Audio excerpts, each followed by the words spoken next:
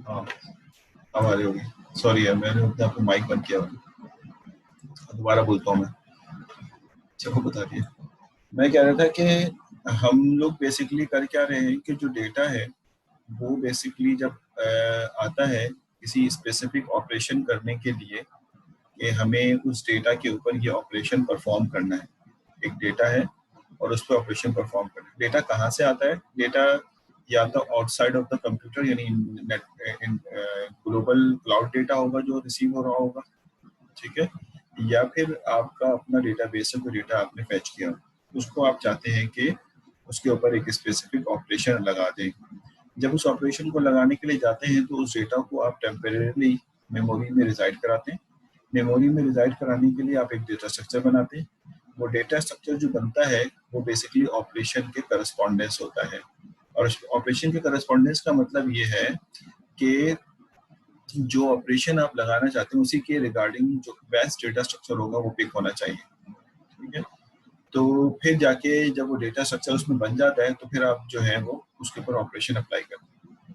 अब ये देखना कि जो ऑपरेशन आपने उसके ऊपर लगाया है स्पेसिफिक डेटा स्ट्रक्चर को इस्तेमाल करते हुए, उसकी टाइम कॉम्प्लेक्सिटी क्या है, यानी उसकी एफिशिएंसी क्या है। तो हम कहते हैं कि एफिशिएंसी किसी भी एल्गोरिथम की क्या मतलब, तो इसका मतलब ये हुआ कि जब वो एल्गोरिथम सर्च कर रहा होगा तो उसको कितना टाइम लगेगा सर्चिंग करने में, या उसको कितना टाइम लगेगा सॉर्टिंग करने में, कितना टाइम लगेगा डिलीट करने के अंदर। तो हम कहते हैं कि इसको एफिशिएंसी कहते हैं। एफिशिएंसी जो है दो तरीके से मेजर की जाती है, उसके दो पैरामीटर्स हैं या दो उसके मेट्रिक्स हैं।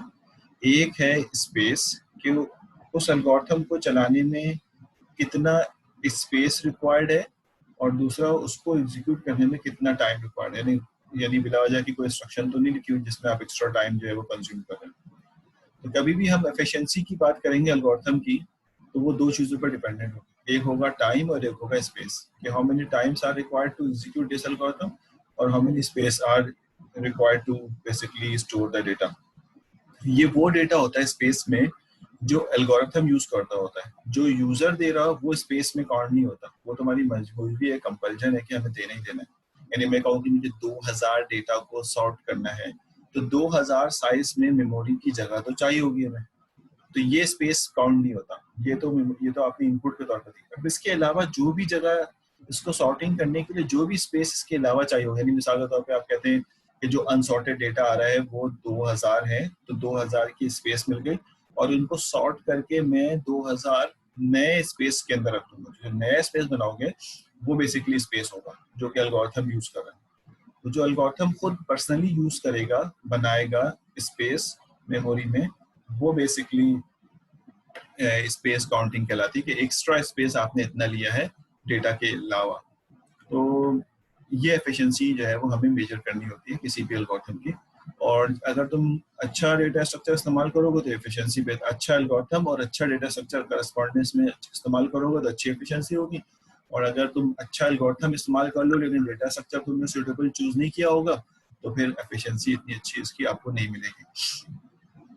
तो ये बहुत अहम बात है कि हमें डेटा, अब जैसे अभी थोड़ी देर पहले अब्दुल रहमान या कोई स्टूडेंट पूछ रहा था, तो कुछ ऐसे टूल्स होते हैं जो ये सारी चीजें हिडनली कर रहे होते हैं, कुछ प्रोग्रामिंग लैंग्वेज में आपको खुद करना होता है। मिसाल के तौर पे अगर ऑरिकल है तो ऑरिकल में डिलीशन, इंसर्शन, सॉर्टिंग, इवन के एक्सेल के अंदर जब आप उसके सेल्स को सॉर्टिंग करते हैं तो उसके पीछे भी यही एल्गोरिथम चल रहा होता है सॉर्टिंग के।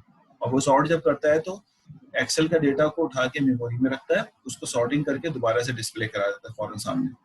तो ये सारा काम जो है मेमोरी के अंदर ही हो रहा होता है। ये बात हमें समझनी जानी चाहिए कि मेमोरी बेसिकली इज इम्पोर्टेंट और उसके अंदर स्ट्रक्चर। अब हमें नहीं पता कि जब मैं एक्सेल को ओपन करता हूँ, एक्सेल में मैंने तुम लोग की आईडी और अटेंडेंस लगा दी मिसाल के तौर पे। अब मैंने जो आईडी लिखी है वो सॉर्टेड नहीं है, तो मैं उसको सॉर्टेड फॉर्मेट में लेके आना चाहता हूँ। तो मैं सारे के सारे सेल को जितनी भी आईडी लिखी होंगे सबको सेलेक्ट करूंगा इंक्लूडिंग एब्सेंट और प्रेजेंट। और उसके बाद ऊपर सॉर्ट का बटन होता है A to Z या Z to A, यानी आप असेंडिंग करना चाहते हैं डिसेंडिंग, उसको प्रेस करूंगा तो जो सेल मैंने सेलेक्ट किए होंगे वो डेटा उठेगा। अब देखो उसके पीछे उस बटन के पीछे सारा काम हो रहा है, जो कोड लिख दिया है माइक्रोसॉफ्ट वालों ने। वो डेटा उठेगा, मेमोरी में जाएगा, मेमोरी में जाने के बाद एक स्पेसिफिक डेटा स्ट्रक्चर में स्टोर होगा, हमें नजर भी नहीं आ रहा। ये सारा काम हो रहा है, और उसके बाद वो उसको सॉर्ट करेगा, सॉर्टिंग करने के बाद उसका सॉर्टेड रिजल्ट हमें डिस्प्ले करा देगा। अब ये स्टोर नहीं होता क्योंकि एक्सेल की फाइल एक्सेल में शो करा देगा। अगर आप एक्सेल को स्टोर करना चाहते हैं तो सेव का बटन दबा दे, नहीं सेव करना चाहते तो पूछ लेगा सेव करना चाहते हो नहीं चाहते।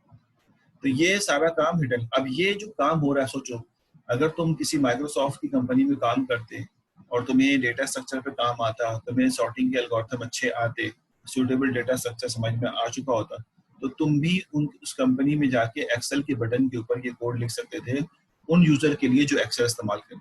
आज जैसे हम एक्सेल के यूजर हैं लेकिन एक्सेल बनाने वालों में शामिल नहीं है, लेकिन हमें पता है कि काम कैसे हो, तो एटलीस्ट अगर हमें अपॉर्चुनिटी नहीं मिल रही उन जगहों पे जाने की, तो at least we should know that how basically these tools are, ये टूल्स कैसे काम करते हैं, ये एटलीस्ट हमें पता होना चाहिए। तो वो बेसिकली हम यहाँ सीखना चाहते हैं। अब जब मेमोरी में डेटा स्ट्रक्चर बनेगा तो कौन सा होगा, तो हम इसके लिए आगे बढ़ते हैं। ये मेरे ख्याल है हमने उसकी कई एग्जाम्पल्स दी। अब मैं इसमें जो दूसरे इसकी स्लाइड्स हैं, ये जो सामने नजर आ रही है, ये मैं नहीं पढ़ा, ये बेसिकली 2-3 स्लाइड्स में मिस कर रहा हूँ, ये लिटरेचर है जो छोड़ दिया। अब आते हैं एरे के ऊपर। तो पहला डेटा स्ट्रक्चर जो हम पढ़ रहे हैं वो एरे है, और इसको आपने अपने फंडामेंटल्स में काफ़ी कसरत से पढ़ा है, और आज हम उसकी एक्सपर्टीज भी आपकी देखेंगे, और उसके बाद फिर कुछ उसकी इंटरनल बातें भी हम डिस्कस करेंगे, और डेटा स्ट्रक्चर के पहलू से यानी फॉर्मेट में इसको हम डिस्कस कर रहे हैं। तो एरेज बेसिकली क्या होता है, मेमोरी में कैसे स्टोर होता है, आइए इसको पढ़ते हैं। एरेज की 3 ऑप्शंस हैं। एरेज बेसिकली हम लोग जो यहाँ डिस्कस करेंगे उसमें सबसे पहले एरे जो होगा वो आएगा आपके पास लीनियर एरे, फिर आएगा 2 डायमेंशनल एरे, ठीक है, 2 डायमेंशनल एरे, और उसके बाद आएगा 3 डायमेंशनल एरे, ठीक है। और उसके बाद होता तो है कि आप n डायमेंशनल एरे को जो है वो डिस्कस करें, लेकिन हम डिस्कस नहीं करते, हम इन डायमेंशनल को बेसिकली अपने क्लास में जो है डिस्कस कर रहे होते हैं। 1 dimensional array linear, 2 dimensional array and 3 dimensional. इसमें बेसिक क्लासेस सब तो 1 और 2 बहुत इंपॉर्टेंट है, लेकिन जब थोड़ी सी हायर क्लास में जाएंगे तो 3 डायमेंशनल एरे की भी बहुत इंपॉर्टेंस है। तो कम से कम इसका स्ट्रक्चर और इसकी हैंडलिंग हमें आती हो, कैसे इसको इस्तेमाल करते हैं। Array is a data structure, इसके ऊपर ऑपरेशन होने वाले ऑपरेशन को भी हम डिस्कस करेंगे। तो अब एरे है क्या, कहता है linear array is a list of the finite number n of homogeneous data element, that is data element of the same type, such that the element of the array are referenced respectively by index set consisting in the consecutive number। अच्छा, अब ये 2 बातें तो उन्होंने लिख तो दी हैं, और एक बात और यहाँ पे भी लिखी हुई है अगली स्लाइड में, ये अगली स्लाइड कि the element of the array are stored respectively in the successive memory location। Memory की भी successive location के अंदर जो है वो स्टोर होती है। The number of n elements is called the length of the array size, which is equal to ub minus lp plus 1 is length of the array। यानी array जो है बेसिकली उसकी लेंथ निकालनी हो तो वो upper bound minus lower bound plus 1 करके जो है निकालेगा। अब इन 3 बातों को, 3 स्लाइड्स की बातों को समझने की कोशिश करें। देखो यहाँ पे जो लिखा है array A linear array is a list of the finite number of n homogeneous। homogeneous का मतलब सबको पता है कि सेम डेटा टाइप उसके अंदर स्टोर कर सकते हैं। यानी मिसाल के तौर पे आपने एक एरे बनाया जिसके अंदर सेम डेटा टाइप आएगा, यानी इंटीजर हो तो सारे इंटीजर आएंगे लोड, लेकिन पाइथन ने इस बात को बेसिकली निगेट कर दिया है। अब जो पाइथन आप यूज करेंगे उसमें जो लिस्ट ऑफ एरे बनेगा, पाइथन का जो अपना एरे है वो बेसिकली हेट्रोजीनियस है, यानी उसमें आप सारी चीजें एक साथ मिक्स करके रख सकते हैं, समझ आएगा थे। लेकिन उसके अंदर जो थर्ड पार्टी, क्योंकि पाइथन का अपना एरे इतना स्ट्रॉन्ग नहीं है तो थर्ड पार्टी एरे वो यूज करता है। नॉर्मली जब आप पाइथन इंस्टॉल करते हैं तो वो ऑलरेडी इंस्टॉल हो जाता है, उसकी लाइब्रेरी इंस्टॉल हो जाती है, तो उसको हम लोग numpy कहते हैं। numpy का जो एरे है वो बेसिकली होमोजेनियस ही है। तो इसका मतलब ये होता है कि एरे को ज्यादा प्रिफेयर किया जाता है कि होमोजेनियस हो, यानी होमोजेनियस का मतलब है एक वक्त में एक एरे एक ही टाइप के डेटा टाइप को, स्ट्रक्चर नहीं डेटा टाइप को हैंडल कर रहा होगा। यानी अगर आपने इंटीजर का एरे बनाया तो सारा इंटीजर ही हो, लेकिन पाइथन का अपना डेटा स्ट्रक्चर ऐसा नहीं होता, वो हेट्रोजेनियस होता है, सही है, लेकिन इतना पावरफुल नहीं है, बहुत कम इस्तेमाल किया जाता है। ज़्यादातर numpy का जो है वो थर्ड पार्टी का जो है वो एरे स्ट्रक्चर इस्तेमाल करते हैं। ये तो एक बात हो गई। मैं इसलिए बता दें कि आप लोग पाइथन पे काम करेंगे, ऐसा ना हो कंफ्यूजन होगा, सर तो कह रहे थे होमोजेनियस हो, तो ये लैंग्वेज ने अपने आप को चेंज किया। वरना सी शार्प भी होमोजेनियस यूज नहीं कर, हेट्रोजेनियस यूज नहीं करता, वो भी होमोजेनियस यूज करता है, ऑरिकल होमोजेनियस यूज करता है, सारी languages normally most of the languages homogeneous he use करते हैं। अब बेसिकली एरे की अपनी जो मेंटेनेंस है किसी भी उसके अंदर, क्या नाम है, मेमोरी में, वो कैसे होती है ये आपको पता होगा। अगर नहीं पता तो अच्छी मतलब आप उसको सीख लेंगे, अच्छी बात है यहाँ पे, और पता है तो बहुत ही अच्छी बात है कि आपको वो बात पहले से मालूम। देखो ये बात हमें मालूम है कि जो मेन मेमोरी होती है वो बेसिकली एक फील्ड की तरह होती है, इसके अंदर सिर्फ और सिर्फ एड्रेसिंग हुई होती है। जब आप इसको इन कंप्यूटर ऑन करते हैं तो मेन मेमोरी बेसिकली सिर्फ और सिर्फ एड्रेसिंग लेके सामने बैठे होते हैं। हम एज्यूम कर लेते हैं कि मेन मेमोरी में 8 बाइट की एड्रेसिंग हुई है, यानी 8 बाइट का ये एक स्पेस जो है वो एग्जिस्ट करता है, यानी ये एक सेल नहीं है, ये सेल मैंने बनाया है सिर्फ इसलिए कि आपको नजर आए। यानी मिसाल के तौर पे अगर ये इसका 0001 लोकेशन है या 000 लोकेशन है, तो ये इसकी 0001 लोकेशन होगी, यानी इसकी पहली लोकेशन। और अगर इसको देखा जाए तो ये मेमोरी की 0002 लोकेशन है, और इस तरह से ये लोकेशन आगे बढ़ती रहती है। हेक्साडेसिमल में जाए तो अगर ये कुछ स्पेसिफिक साइज का हो तो ये अगर 4 बाइट में है तो ये FFF आ जाएगा, उसको ये नहीं पता FFF 32 बाइट को कहते हैं, कितने बाइट को कहते हैं। इतने सेल यानी इतनी मेमोरी लोकेशन एग्जिस्ट करती है। हर स्पेसिफिक 8 बाइट के बाद एक लोकेशन जो है यहाँ पे 8 बिट के बाद, बाइट नहीं सॉरी मैं गलत कर गया, 8 बिट, यानी अगर देखा जाए तो ये 1 बाइट को हैंडल करता है एक वक्त में। यानी मैंने एक बहुत ही मतलब आम सी बात की है, हो सकता है कि ये 2 बाइट को ले रहा हूँ किसी ऑपरेटिंग सिस्टम की वजह से। अभी हमने बहुत सिंप्लीफाइड फॉर्मेट के अंदर कहा है कि एरे का एक एड्रेस जो है वो 1 बाइट को जो है वो हैंडल करता है। तो ये हो गया 000 1 बाइट, तो यहाँ आ गया 1, फिर उसके बाद अगला 1 बाइट तो ये आ गया 2, फिर 3, और इस तरह ये एड्रेसिंग FFF में चली जाती है। ये तो वो बेसिकली क्या नाम है मेमोरी है जो कि बिल्कुल अभी एक फील्ड की तरह है, और लेकिन उसकी एड्रेसिंग हो चुकी है। अब अगर हम ये देखें कि मिसाल के तौर पे एक एरे हमने इनिशियलाइज किया 5 साइज का, मैं यहाँ पे लिख देता हूँ अपने सिंपल सी की लैंग्वेज के अंदर, सी शार्प में यूज नहीं करता, तो मैं लिख देता हूँ इंटीजर, ठीक है, यहाँ पे हम लिख देते हैं इंटीजर, और इसका नाम A है, और वो जो है बेसिकली उसका साइज जो है 5 है।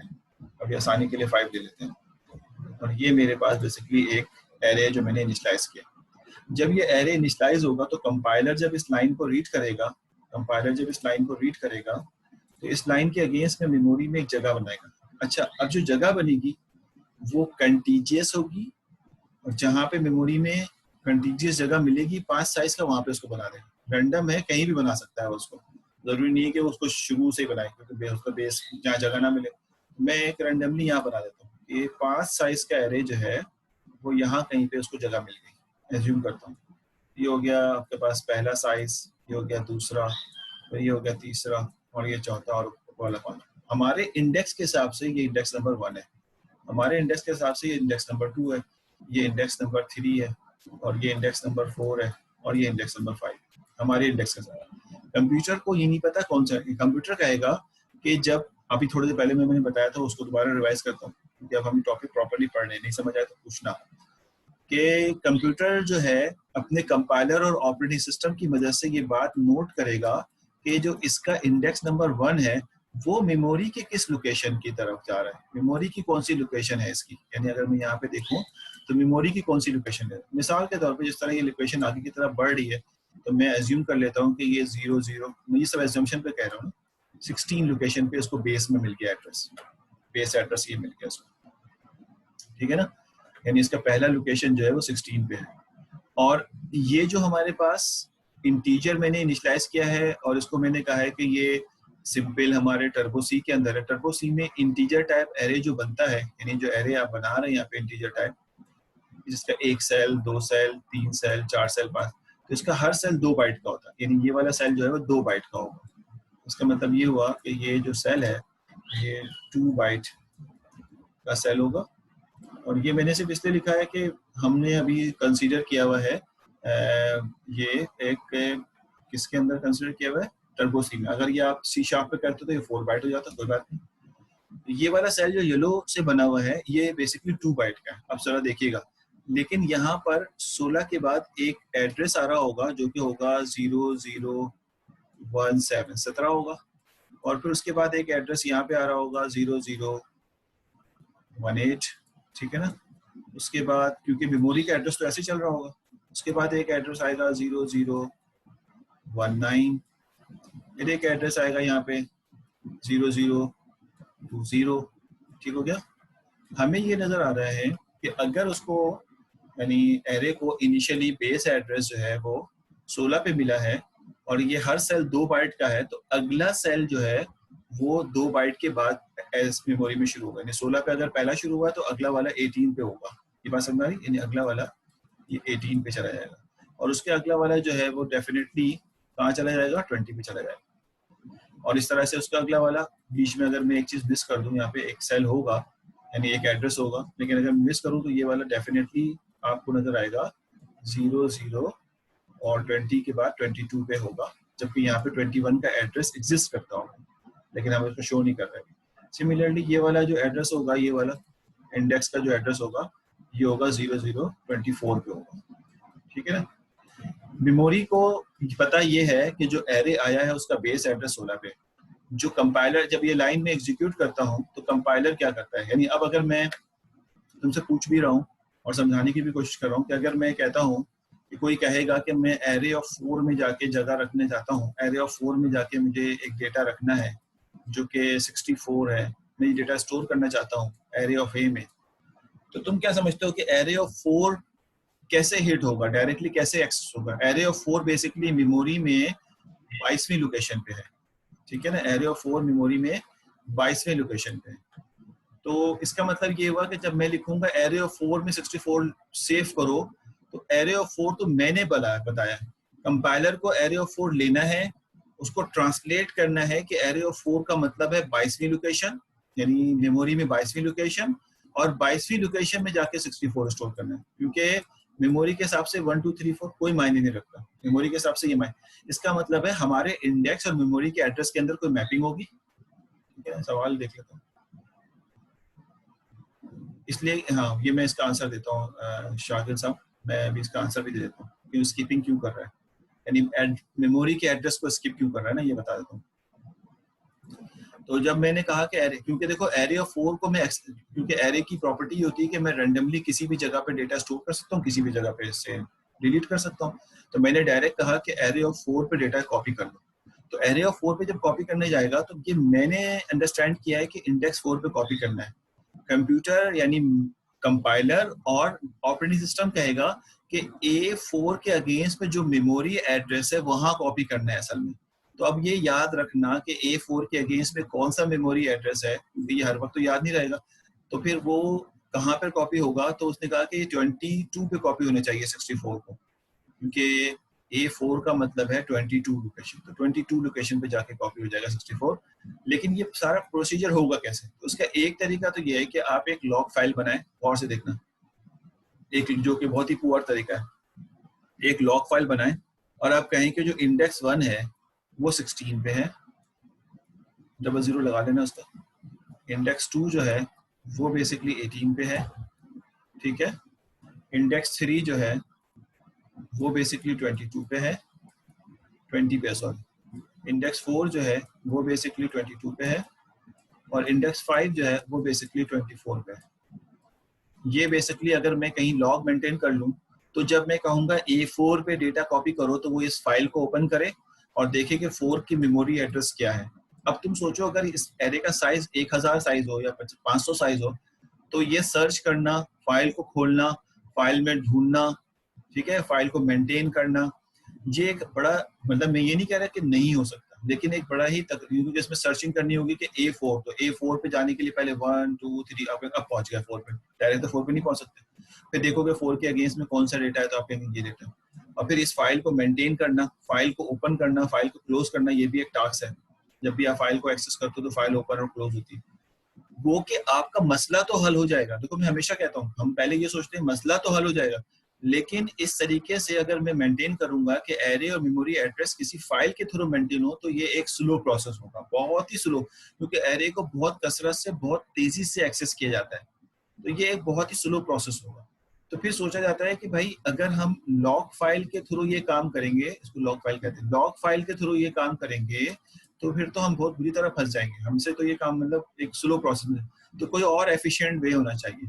तो फिर उसका एफिशिएंट वे निकाला गया कि हमें बेसिकली एक फॉर्मूला दिया गया कि अगर आप ये चाहते हैं कि मेमोरी एड्रेस आपके इंडेक्स के साथ मैप हो जाए, ताकि जब कोई डेटा कॉपी करने की बात की जाए या फैच करने की बात की जाए, समटाइम ऐसा भी हो सकता है कि कोई कहे कि मुझे एक्स लोकेशन पे यानी एक्स वेरिएबल में ए ऑफ 3 का डेटा कॉपी कर दो, इसका मतलब क्या होगा कि आपको A3 एक्सेस करना पड़ेगा, वहां से डेटा उठाना पड़ेगा। अब A3 मेमोरी में कौन सी लोकेशन पे कौन बताएगा, क्योंकि इतना सारा मेमोरी में डेटा मौजूद होता है एक वक्त में, तो A3 किस लोकेशन पे है ये कौन बताएगा, तो A3 किस लोकेशन पे, तो या तो लॉग फाइल बताएगी या कोई दूसरा मेथड बताएगा।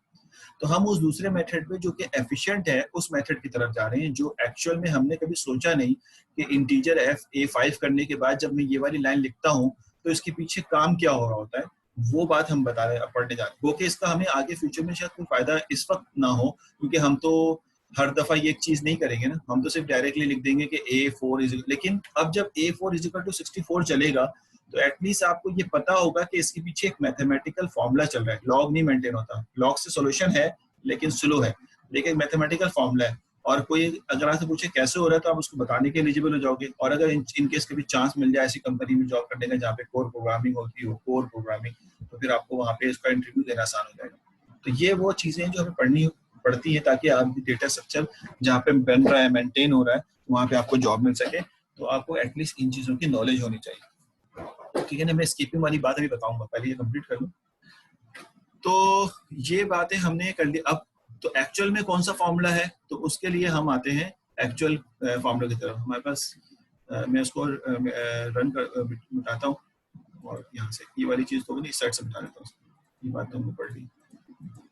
तो ये बात हमें पता चल गई है कि हम अब कोई शॉर्टकट ढूंढना चाहते हैं जिससे हमें एफिशिएंटली ये दोनों आपस में मैप होते हुए नजर आए। तो देखो होता ये है कि मैंने अभी थोड़ी देर पहले आपको पिछली स्लाइड्स में जब पढ़ा रहा था मैंने कहा था कि जब ये लाइन एग्जीक्यूट होती है तो कंपाइलर जो है वो एक डेटा स्ट्रक्चर मेंटेन करता है, ठीक है ना। ये बात आपको थोड़ी देर पहले मैंने बताई। उसमें कई चीजें होती हैं एक लाइन के अंदर, यानी जब एक कोड आप लिखते हो तो उसमें एक वेरिएबल जब बनाया है तो आप कहते हैं कि भाई देखो इसका नाम क्या होगा, नेम क्या होगा, तो आपने कहा इसका नेम A होगा। आपने कहा इसका स्कोप क्या होगा, तो आपने कहा इसका स्कोप जो है ये इंटीजर है, मिसाल के तौर पर जो भी आप इसको स्कोप में लिखना चाहें। आप कहेंगे इसका साइज क्या होगा। अब देखें साइज का मतलब ये है कि एक सेल का साइज, इसके एक सेल का साइज जो है वो 2 बाइट का है, वरना 4 बाइट भी हो सकता था। और उसके बाद इसका बेस एड्रेस क्या है, इसको मैं BA लिख रहा हूँ। बेस एड्रेस कहते हैं पहले सेल का एड्रेस क्या है, मेमोरी एड्रेस सिर्फ पहले सेल का। वो कहेगा बेस एड्रेस इसका है 0016, ठीक है ना भाई, 0016। उसके अलावा और कोई चीज स्टोर, और कुछ चीज होगी लेकिन हमारे काम में नहीं है, ये इस A के अगेंस्ट में स्टोरेज, ठीक है, इस A के अगेंस्ट में ये स्टोर हो जाएगा। उसके बाद अब अगर कोई कहता है कि मुझे A3 एक्सेस करना है, सॉरी A3 एक्सेस करना है कि मैं A3 की तरफ चला जाऊं, तो A3 एक्सेस करने के लिए एक स्पेसिफिक फार्मूला लगाया जाएगा, मैथमेटिकल फार्मूला, कि अगर आप किसी स्पेसिफिक लोकेशन को हासिल करना चाहते हैं A3 या AK, मिसाल के तौर पे AK कह लेता हूँ कि AK हासिल करना चाहते हो तुम, तो AK का मतलब है कोई भी लोकेशन पे जाना चाहते हो तो वो बराबर होता है, ठीक है, वो बराबर होता है बेस एड्रेस और सुनना। फार्मूला लगा रहा हूँ, अब मैं लॉग को हटा के फार्मूले की तरफ जा रहा हूँ, याद नहीं, गलत हो तो मैं चेक कर लूंगा, एग्जैक्ट तो याद नहीं मुझे। बेस एड्रेस कहाँ से पिक करेगा, अब आपको पता है कि जब ये इनिशियलाइज होता है तो कंपाइलर इसका बेस एड्रेस अपने डेटा स्ट्रक्चर में स्टोर कर लेता है। तो हमें ये पता है कि इसका बेस एड्रेस क्या है, सिर्फ ये बात पता होनी चाहिए, सबका एड्रेस नहीं, बेस कहाँ स्टोर है, ठीक है। फिर उसके बाद प्लस ब्रैकेट, ब्रैकेट से पहले W का मतलब है वर्ड, यानी एक सेल कितने साइज का है, वर्ड साइज, एक सेल कितने साइज का, ये भी मालूम है हमें, ये कंपाइलर ने स्टोर किया हुआ है कि एक सेल 2 बाइट का है, ठीक है। उसके बाद के, ठीक है, और plus lower bound. Lower bound कहते हैं कि इनिशियली इंडेक्स कहाँ से शुरू हुआ है, इंडेक्स 1 से शुरू हुआ है, इंडेक्स कुछ जगहों पे इंडेक्स 0 से भी शुरू होता है, ठीक है, पाइथन में इंडेक्स 0 से शुरू होता है, लेकिन मैटलैब में इंडेक्स 1 से शुरू होता है, कुछ जगहों पे 1 से शुरू होता है, कुछ जगहों पे जो है वो 0 से शुरू होता है, और कुछ मैनुअली हम अगर काम कर रहे हो तो हम इसको 50 से भी शुरू कर सकते हैं इंडेक्स, हमारी मर्जी है। इंडेक्स का हमेशा 1 से शुरू होना जरूरी नहीं है। इंडेक्स जो है वो बेसिकली कोई सन यानी एयर भी हो सकता है, तो वो भी मैं आगे बताऊंगा। लेकिन कंप्यूटर के अंदर जो प्रोग्रामिंग लैंग्वेज होती है उसमें 2 ऑप्शन होते हैं, या तो 0 से शुरू हुआ होगा या 1 से शुरू होगा, इसलिए उसको कहते हैं lower bound. Lower bound is lower index number, ये लोअर बाउंड। ये जो फॉर्मूला आप लगाएंगे तो इससे आप किसी भी एरे का जो है ना वो एक्सेस कर लेंगे। मिसाल के तौर पर मैं कहता हूँ A3 बताओ किस जगह पे होगा, यानी A3 की मेमोरी एड्रेस निकालना है। तो कंप्यूटर के लिए मैथ्स को सॉल्व करना आसान है, रेदर देन के सर्चिंग करें। बेस एड्रेस 16, ठीक है, मैं भी आता हूँ सवाल पे, प्लस मुझे भी फॉर्मूला याद नहीं है, कहीं माइनस आएगा तो मैं भी माइनस कर लूंगा। मुझे वर्ड एड्रेस 2 इस वक्त इंटीजर के, अगर ये टर्बो सी है, अगर ये C# होता तो 4 हो जाता है। ये के किस एड्रेस पे के लिए निकालना है 3, लोअर बाउंड कितना है 1। अब अगर इसको हम गिने तो ये हो जाएगा आपके पास 2 और ये हो जाएगा 4, ये कितना बन जाएगा 8, ठीक है ना, ये बन जाएगा 8 टोटल। इनको सॉल्व करेंगे तो 8 और 16 कितना हो जाएगा 24, और 3 का एड्रेस कितना है 20 है। तो इसका मतलब मैंने फॉर्मूले में कोई गलती की है। तो मुझे जहां तक याद आ रहा है कि शायद ये माइनस में है, नहीं माइनस में भी नहीं होगा, ये माइनस में 3 - 1 2 हो जाएगा ना, 3 - 1 2 2 4 16, हाँ ये वाला माइनस में, ये जो है ना, अभी मैं फॉर्मूला शो करूंगा ना तो वहाँ करेक्शन भी आ जाएगी, ये माइनस में। तो देखो फिर ये माइनस में आएगा, अगर ये माइनस में आएगा तो 3 - 1 कितना 2 2 का कितना हो जाएगा 4, ये 4 हो जाएगा, और 4 को 16 में ऐड करोगे तो कितना आ जाएगा, 4 को 16 में ऐड करोगे तो ये आ जाएगा। अच्छा ये मैं गलत लिख रहा हूँ, यहाँ पे लिखना चाहिए मुझे लोकेशन, LOC